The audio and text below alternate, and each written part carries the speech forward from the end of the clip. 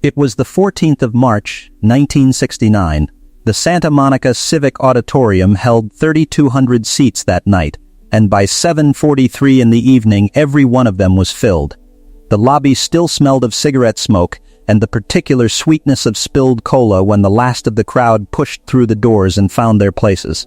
The exhibition had been billed as a demonstration of Eastern and Western strength disciplines, a meeting of philosophies on a shared stage, and the people who had come believing they already understood the outcome. They did not. On the east side of the stage stood a man named Raymond Calloway. He was 27 years old. He stood 6 feet 4 inches tall in flat shoes and weighed 451 pounds as of his last sanctioned weigh in 11 days prior. He had fought professionally for 6 years across 3 promotions in 4 states. His professional record was 44 wins against 3 draws, with no official losses. 2 of those wins had ended with a dislocated limb belonging to the other man. He had been interviewed 6 days earlier in the Los Angeles Times, where he described his philosophy of competition in 8 words: "The man who gets there first stays there." He was not a showman, he was not a fabrication, he was exactly what he appeared to be, which is to say, he was the most physically formidable man in the building. In the 3rd row from the stage, toward the left aisle, a man in a gray collared shirt and dark slacks sat very still. He had a paper cup of water on one knee. He was watching the warm-up acts with the precise, unhurried attention of a man who reads a room the way other men read text. Not for entertainment, but for information. He had arrived without announcement. Nobody in his immediate row had recognized him.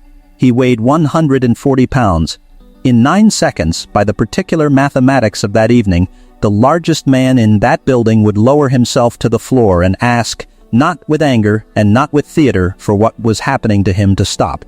Nobody seated in those 3,200 chairs understood, in that moment, that the sentence Raymond Calloway would speak before he was helped back to his feet would be repeated in dojos from Tokyo to Toronto for the next 3 decades. Stay with this until the end. What he said matters more than what Bruce Lee did. Raymond Calloway had not always been the largest man in his profession. At 17 he was merely large, 281 pounds at 6 feet 2. A high school lineman in Riverside, California, with exceptional leverage and an unusually developed sense of spatial geometry on a crowded field. His father had been a longshoreman. His grandfather had been a bare-knuckle fighter in county fairs in rural Tennessee before the Second World War. Raymond understood, in the way that family understanding travels without being spoken. That physical dominance was not something he had chosen so much as something that had arrived in him already assembled. He began wrestling at 18. By 20 he had moved into the exhibition circuit, which in 1962 was a serious and respected professional endeavor in Southern California, and by 23 he had developed what people who watched him regularly would later describe, in the specific language of physical education professionals, as a complete tactical system for managing distance against larger opponents. This is an important detail. Raymond Calloway, at 451 pounds, had developed his technique against men bigger than himself. He was not simply mass, he was trained mass. There is a distinction, and that distinction matters to understanding what happened at the Santa Monica Civic Auditorium. His weakness was not physical, it was categorical. He had organized the world of physical discipline into 2 kinds, things that worked and things that were performed. He had arrived at this conclusion over 6 years of professional contact with human beings at full commitment. And it was not an unintelligent conclusion. In his experience, which was real experience accumulated honestly, theatrical fighting was the province of small men who had never been hit by someone who meant it. He had met practitioners of various Eastern disciplines at exhibitions before. They had, in his experience, produced remarkable solo demonstrations and unremarkable contact results. He had not been exposed to the specific exception sitting in row 3. The invitation that brought Bruce Lee to the Santa Monica Civic Auditorium that evening had originated with a mutual acquaintance, a physical education professor named Dr. Walter Huang, who had been involved in organizing the program. The intent was cultural exchange, not confrontation. Bruce Lee had agreed to demonstrate some elements of Jeet Kune Do to a general audience, not to spar, not to compete, and not, under any circumstances of reasonable planning, to interact with the professional wrestling demonstration scheduled for the second half of the evening. These things do not always go as planned. The professional wrestling demonstration proceeded first, and Raymond Calloway was its centerpiece. He worked through his sequence with 4 different partners, each of whom was a legitimate professional and each of whom was handled efficiently and without apparent effort. The crowd responded with the particular kind of appreciation that large physical competence produces, not so much enthusiasm as acknowledgement. The stage held him without drama. He filled it. The applause had not fully settled when Raymond Calloway moved to the microphone that stood at the front of the stage, not the one placed for announcements, but the secondary one, a floor mic positioned there for a scheduled discussion segment that had been listed in the printed program as optional. He was not supposed to speak at length. What he said was this: "I want to be clear about something. There are men in this room tonight who believe that what you saw tonight can be answered by kicking and stretching and form work. Kung Fu is a children's game. It belongs in a school, not in a ring. There is not a man alive who has trained in that tradition who would last 9 seconds with me. Not 9. I do not say this to be cruel. I say it because I have met them." He said it without particular heat. He believed it. That is the crucial fact. He was not posturing. He was reporting a conclusion that his honest professional experience had produced, and the problem was not with his honesty. The problem was with his sample size. In row 3, the man in the gray shirt set the paper cup of water on the empty seat beside him. He placed it carefully so it would not tip. Then he stood. If you want to understand what happened next, make sure you are subscribed and drop a comment below telling me where in the world you are watching this from. People have found this channel from places that would surprise you. The recognition moved through the audience in the way that a pressure change moves through a closed room. Not visible, but felt and sequential. It began closest to where he had risen, in the seats immediately surrounding row 3, where people turned to look at what their neighbors were looking at. Then it moved outward in concentric rings through sections B, C, and finally the upper tier, until a sound, not quite applause, not quite a collective intake of breath, but something between the two, settled over the Santa Monica Civic Auditorium. He did not acknowledge it. He removed his jacket, a gray wool blazer that matched the shirt, folded it once along the lapel and placed it across the back of his seat. He did not roll his shoulders. He did not stretch. He did not look up at the stage. He walked toward the stage stairs with the particular gait of a man who has already finished a calculation and is simply now arriving at the answer. On the stage, Raymond Calloway watched him come. Later, people who were standing close enough to see Calloway's face in that moment described a specific and unusual expression, not contempt, not amusement, but something closer to professional uncertainty. He had not expected to be taken seriously. He had issued a general provocation into a crowd of 3,000 people, and a man who weighed 140 pounds had stood up in the third row. The math presented itself without ambiguity. He had already lost. He simply did not know it yet. Bruce Lee reached the stage. He was 30 years old. He stood 5 feet 7 inches tall. He did not introduce himself. He did not speak to Calloway directly. He spoke to Dr. Walter Huang, who was standing at the side of the stage, and asked in a voice that people in the first 4 rows could hear clearly whether the man had a preference for how they proceeded. Dr. Huang later recalled that the question was asked with perfect administrative neutrality, as though discussing a logistical arrangement. Calloway answered before Huang could. He said, "However you want." Bruce Lee nodded once. He took a position 8 feet from Calloway. He stood with his feet below his shoulders, his hands at his sides, his weight centered and still. He did not adopt a formal stance. He did not signal readiness with any recognizable preparation. He simply stood the way a man stands when he is comfortable in a place. The stage lights above the Santa Monica Civic Auditorium were 400 watts each. At the edge of the stage, 2 rows back, a cinematography student named Gerald Park had been filming the evening on a 16mm Bolex camera for a class assignment. He later said that the 31 seconds between Bruce Lee reaching the stage and the end of what followed were the 31 seconds he had failed to adequately capture, because he had allowed himself to watch rather than film. He never entirely forgave himself for this. A fight is not 2 bodies in conflict. A fight is a conversation about distance, and it is conducted in a language that only the combatant fluent in spatial architecture can read in real time. Raymond Calloway understood distance. He had built his entire professional system around controlling the space between himself and other men. Using his width to limit angles, his weight to anchor the floor, his reach to establish a perimeter that worked in his favor at every radius. He had done this against professional men for 6 years. It had never failed. What he had never encountered in 6 years of professional contact was a man for whom distance was not a defensive resource, but an offensive instrument. This is the distinction that Jeet Kune Do produces in practitioners who have fully internalized it, and it cannot be simulated at partial commitment. The distance is not managed. It is weaponized. Second one. Calloway moved first. This was always his instinct, to establish contact early, to introduce the reality of his mass at the earliest opportunity. Because in his experience, men who had not been touched by something his size reassessed their confidence very rapidly upon first contact.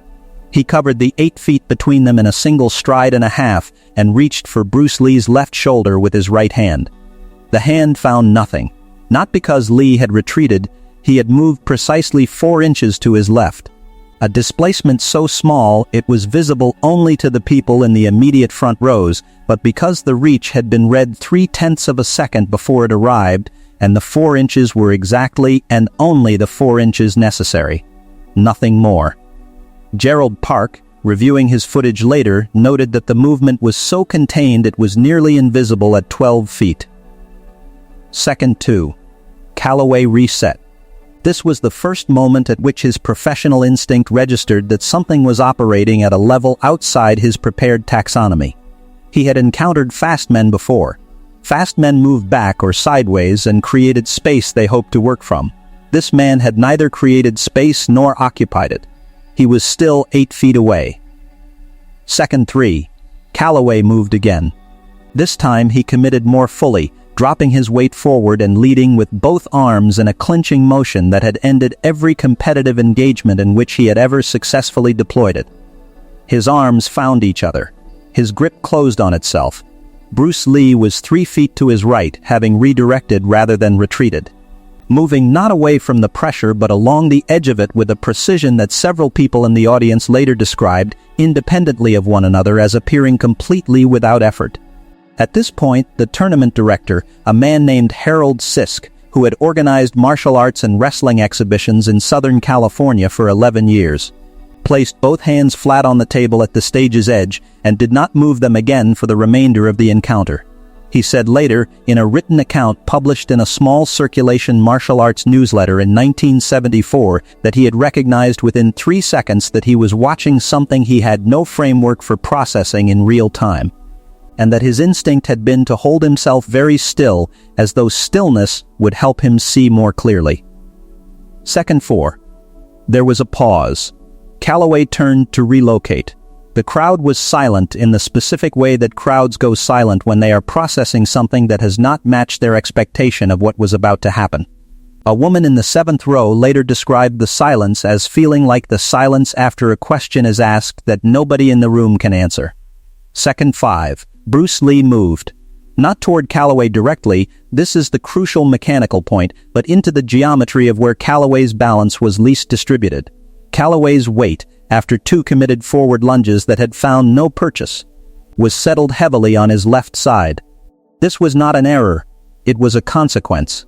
There is no position a man of 451 pounds can take after 2 full forward commitments that does not carry some imbalance, and the specific imbalance produced by those 2 specific commitments created a specific window of 9 inches in space and perhaps 0.4 of a second in time in which Calloway's recovery capacity was at its most limited. What happened in that window was this: a single open-handed strike to the outside of Calloway's left knee, delivered not at full power but at specific and calibrated pressure, along the precise vector that would compromise the joint's lateral stability without producing injury. It was accompanied by a simultaneous forward pressure applied to the upper chest, not a push, a direction. That used Calloway's own forward momentum as a mechanism. The geometry produced a downward motion. Raymond Calloway lowered to the stage floor. Second 6. He was on one knee. He had not been thrown, he had been redirected. This is not a small distinction. Gerald Park, watching through the viewfinder, said that for a half-second he could not process what he was looking at, because the scale of the man made the position he was in appear physically incorrect, as though a building had decided to genuflect. Second 7. Calloway placed one hand on the stage floor. His face, by all accounts from the front rows, was not expressing pain. It was expressing the specific cognitive state of a person in the process of revising a foundational assumption. Second 8. Bruce Lee was standing directly in front of him. His right hand was extended, not in a combative position but with the palm open and the elbow slightly bent, in the posture of a man offering assistance to someone who has lost their footing on a step. He had not spoken. He had not changed his expression. The gray shirt was not disturbed. Second 9. Raymond Calloway looked up from the stage floor. He looked at the hand in front of him. He looked at the man the hand belonged to. He said 6 words. He said, "Tell me what you just did." The stage was very quiet for a moment after that. The 3,000 people in the Santa Monica Civic Auditorium processed what they had watched, and the processing produced a sound. It began somewhere in the left section and moved through the building in a wave that took perhaps 4 seconds to reach the back wall, that several people who were present described afterward not as applause exactly, but as the collective release of breath from a room that had been holding it. Harold Sisk lifted his hands from the table's surface. He noticed, he later wrote, that there were 2 pale rectangles where his palms had pressed the wood, already fading by the time he thought to look at them. A stunt coordinator named Vic Gaines, who had come to the exhibition as a professional courtesy and was seated in the 7th row on the right side, stood up without realizing he had done so. He became aware that he was standing only when the woman seated beside him looked up at him with an expression of inquiry. He sat back down. He did not have an adequate explanation for either of them. Raymond Calloway accepted the extended hand and was helped to a standing position. He stood for a moment, his weight finding itself.